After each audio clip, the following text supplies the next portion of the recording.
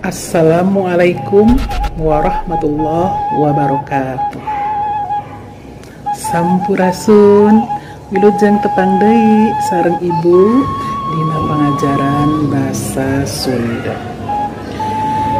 Minggu kamari urang alhamdulillah parantos rengse ngabahas ngeunaan guguritan. Ayeuna urang ngalincak kana materi salajengna nyaeta sisindiran. Naon ari sisindiran teh? Hayu urang bahas, urang guar supaya hidup wanoh kana sisindiran.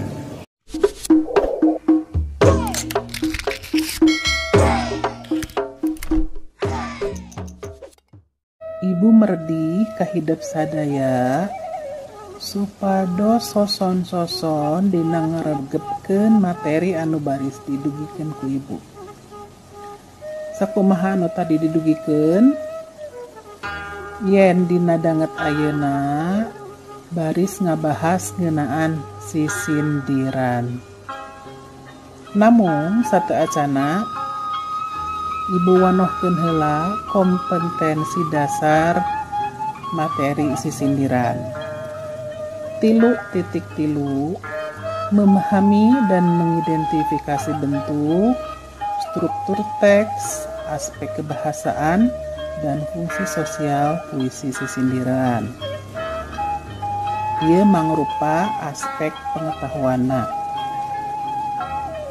Teras aspek keterampilanana 4.3 mengekspresikan sisindiran dalam bentuk tulisan dan lisan, misalnya melalui poster, meme, atau tempas sindir, dengan memperhatikan struktur, ekspresi, dan lentong kalimat. Salajengna peta konsep. Peta konsep materi anu baris didugikeun ku ibu nyata materi sisindiran. Sisindiran teh kabagi kana 3 wanda. Aya rarakitan, aya paparikan, jeung aya wawangsalan. Oke, baris dipedar oge ciri-cirina, ciri-ciri rarakitan, ciri-ciri paparikan, jeung wawangsalan. Jenis-jenis rarakitan jeung jenis-jenis paparikan. Terus anu salajengna tahapan atanapi langkah pembelajaran. 1. Peserta didik menyimak penjelasan dari guru. Anu kedua, peserta didik melakukan tanya jawab tentang sisindiran. Anu katilu, peserta didik mendengarkan sisindiran dengan narasi moderasi yang dihubungkan dengan kejadian yang ada di masyarakat. Anu kaopat, peserta didik menulis sisindiran yang di dalamnya terdapat narasi beragama. Anu terakhir, anu pamungkas, kalima, peserta didik mempresentasikan sisindiran yang telah ditulis dan dihubungkan dengan narasi beragama dengan ekspresi yang sesuai. Salajengna mikawanoh sisindiran. Naon ari sisindiran teh? Sisindiran teh asal kecapna tina sindir, nyindir, anu ngandung harti, omongan atawa caritaan anu dibalibirkeun henteu togmol. Dina sisindiran maksud anu dikedalkeun teh dibungkus ku cangkangna. Jadi sisindiran ieu teh boga tujuan supaya pesen anu ditepikeun ku urang, ku anu ngomong henteu nyinggung kanu diajak ngomongna. Eta makanya disebutna sindir, sisindiran. Wangun sisindiran kauger ku Purwakanti, jumlah engang atawa suku kata dina tiap pada lisan atanapi baris jeung jumlah padalisan dina sapadana. Jadi sisindiran itu terikat oleh rima. Rima itu persamaan suara ya, persamaan suara vokal di akhir baris dalam tiap baris. Kemudian jumlah ngang, jumlah suku kata di dalam tiap baris, dan juga jumlah baris dalam tiap baitnya. Jadi sisindiran terikat oleh hal tersebut. Kemudian wangun sisindiran atau bentuk sisindiran. Sisindiran dilihat atau ditilik tina wangun jeung cara ngebrehkeunana dibagi jadi 3 golongan. Anu kahiji aya sisindiran rarakitan, aya sisindiran paparikan, jeung aya wawangsalan. Nu kumaha ari rarakitan teh? Rarakitan nyaeta salah sahiji wanda sisindiran anu diwangun ku cangkang jeung eusi. Eta cangkang jeung eusi teh pada papak di puhuna atau mindoan kawit. Ya, nanti lebih jelasnya kalau di slide berikutnya ya, dicontoh. Ciri-cirina, ciri-ciri tina sisindiran rarakitan anu kahiji diwangun ku cangkang jeung eusi sarua jeung lobana eusi. Nah, jadi sisindiran itu ada sampirannya dan ada isinya. 2 baris sampiran, 2 baris isi. Baris 1 dan kedua itu disebutnya sampiran atau cangkang, baris ketiga dan keempat disebutnya isi atau eusi. Yang kedua, unggal padalisan diwangun ku 8 engang. Dalam tiap baris itu biasanya rarakitan itu terdiri dari 8 suku kata. Ya.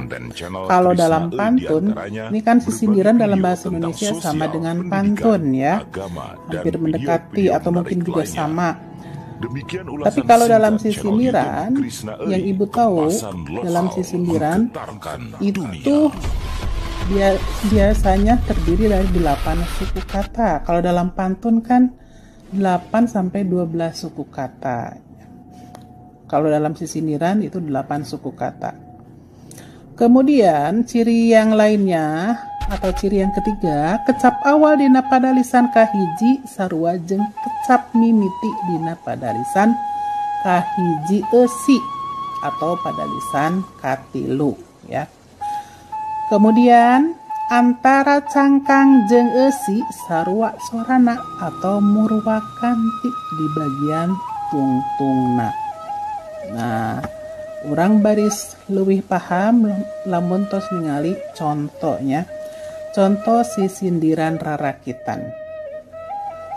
Lamun hayang ka Cikondang, ulah coba bari ngasuh. Lamun hayang hirup senang, ulah coba boga musuh. Nah, ini sisindiran yang ibu kaitkan dengan moderasi beragama. Kita lihat ciri-ciri tadi yang ibu sebutkan. Rarakitan itu cirinya di awal kalimat atau kecap di awal itu mindoan kawit, diulang-ulang ya, diulang deui. Lamun diulang deui dina baris katilu lamun. Kemudian baris kedua ulah diulang deui dina baris kaopat ulah. Jadi intina ciri sisindiran rarakitan kecap di awal cangkang atau kecap kata di awal sampiran diulang lagi di awal eusi atau di awal isinya. Itu ciri dari sisindiran. Kemudian jenis rarakitan dumasar kana isi. Jadi berdasarkan isinya rarakitan itu ada 3 ya. Rarakitan teh ya tilu, aya rarakitan silih asih nyaeta anu eusina ngeunaan silih asih, cinta atawa birahi. Jadi lamun urang rek ngebrehkeun rasa kanyaah urang, rasa asih urang ngaliwatan sisindiran, maka makena sisindiran silih asih. Lamun urang rek mere pesen nganasehatan nganggo rarakitan piwuruk. Lamun urang rek heureuy banyol bercanda atau menggritiknya ngagunakeun rarakitan sesebred. Jadi diulang ku ibu, rarakitan silih asih tadi atos dibacakeun, rarakitan piwuruk nyaeta rarakitan anu eusina ngawurukan atawa nganasehatan. Rarakitan sesebred nyaeta rarakitan anu eusina banyol, lulucon atawa cawan atau kritikan. Nah, contoh-contoh tina rarakitan dumasar eusi nya tadi aya rarakitan silih asih, aya rarakitan piwuruk, jeung aya rarakitan sesebred.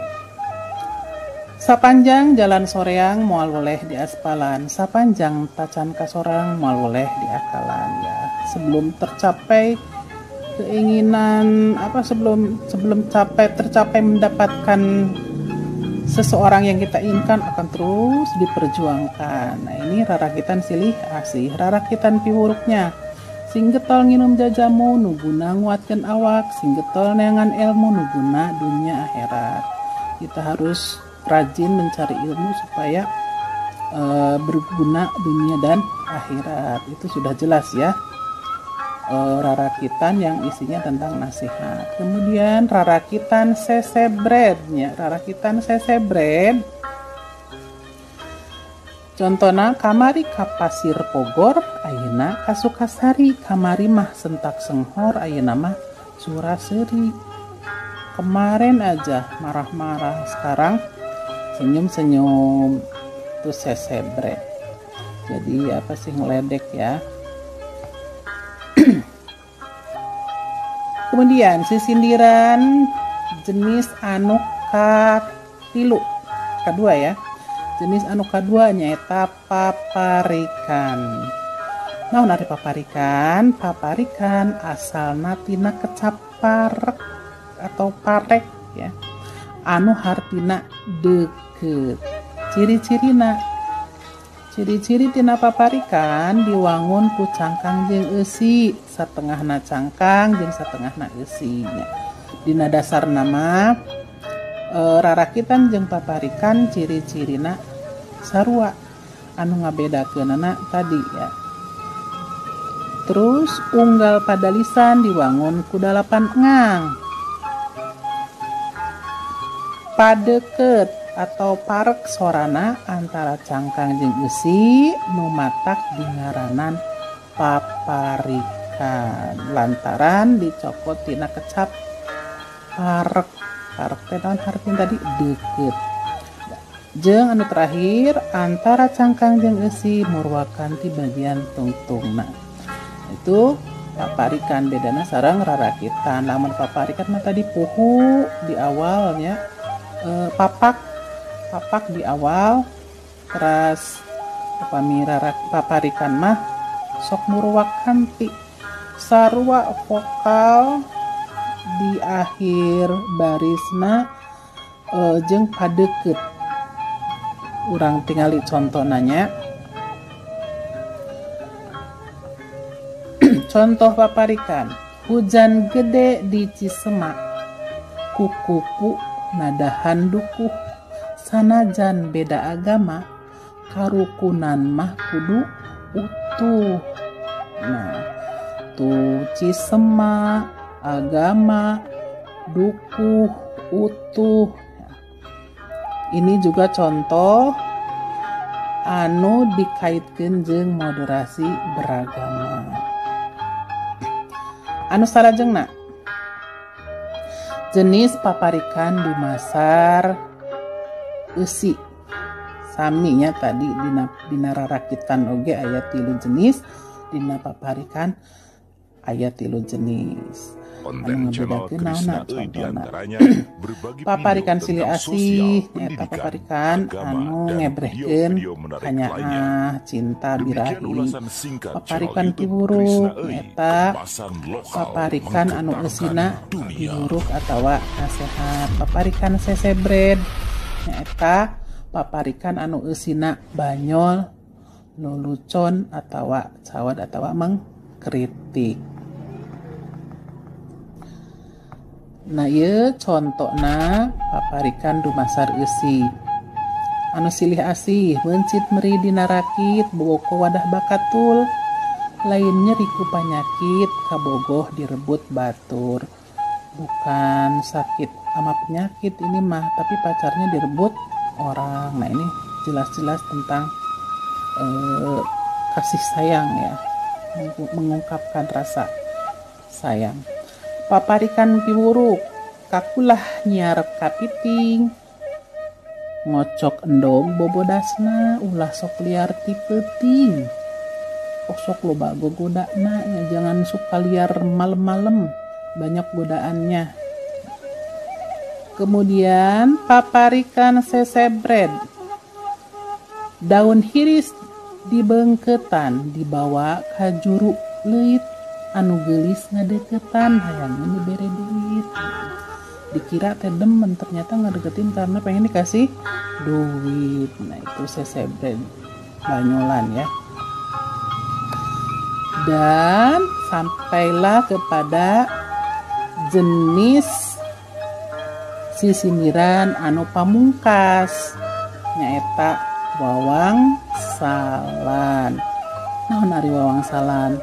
Wawangsalan teh nyaeta sisindiran anu diwangun ku cangkang jeung eusi. Dina sindir diwangun deui ku cangkang jeung wangsal. Anu dijieun wangsal teh tara ditetelakeun. Yang dijadikan wangsal itu tidak pernah dijelaskan ya, tapi kudu diteangan dina bagian eusi. Wangsal teh sok murwakanti jeung salah sahiji kecap anu aya dina bagian eusi. Cirina cobi ciri tina wawangsalan. Diwangun kudua padalisan, sapadana sindir, sapadana deui eusi. Lamun tadi paparikan jeung rarakitan mah dina sapadana dina sabaitna teh aya 4 baris, lamun wawangsalan mah dina sabaitna teh aya 2 baris. Anu kahiji sampiran, baris kahiji anu baris kaduana eusi. Nah tapi aya bedana deui naon? Jumlah ngangna dina sapadana 8 cenah sarua ya. Sok aya dina paparikan dina rarakitan oge aya 8 suku kata dina sabarisna teh. Nah ieu nu ngabedakeunna wangsal teh sok murwakanti jeung salah sahiji kecap anu aya dina bagian eusi. Cobi urang tingali contona. Teu beunang di hurang sawah, teu beunang di pika memet. Coba hurang sawah, teu beunang di pika memet. Dia wujudnya seperti udang. Nah, di sini ada di baris kedua aya clue, aya kata kunci. Teu beunang di pika memet, di pika memet. Bentukna kayak udang, sok banyak di sawahnya, sok loba di sawah. Aya dina baris kedua aya kecap kunci atau clue di pika memet. Jadi jawabanna teh naon? Simet, wangsalna teh simet. Contoh kedua, belut cicit sabadarat. Nah, belut tapi sok nyaba ka darat. Jebaya sisitan, atas kabayangkan meureun naon eta? Belut tapi sisitan jeung sok nyaba ka darat. Kapirarai siang wengi. Aya klukna dina baris kedua. Kapirarai kluknanya atau kata kuncina. Jadi nu dimaksud dina wawangsalan ieu eta orai. Kita ngeunaan sisindiran. Di sisindiran teh dibagi jenisnya aya 3 golongan. Aya rarakitan, aya paparikan, jeung aya wawangsalan. Masing-masing ngabogaan ciri. Ciri tina rarakitan nyaeta naon tadi? Rarakitan mah kudu papak pohuna atau mindoan kawit. Hartina kecap di awal sampiran atau kecap di awal cangkang diulang deui di awal eusi. Eta nu kitu ngaranna rarakitan. Lamun wawangsalan cirina parek sora ditungtung barisna teh pada reket, parek deket. Eta ciri wawangsalan. Tapi di awal kecapna dina tiap barisna teu aya teu kudu papak siga rarakitan. Bisa jadi dina rarakitan mah papak hareupna ongkoh, murwakanti ditungtung barisna ongkoh, kecapna murwakanti ongkoh ditungtung tiap barisna.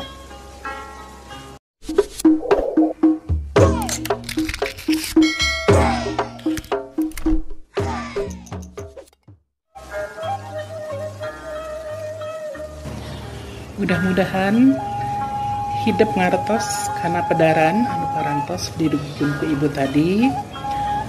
Tah kanggo lawungan anu ayeuna mah dicekapkeun sakitu heula.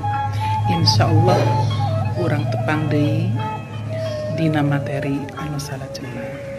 Sampurasun. Wassalamualaikum warahmatullahi wabarakatuh.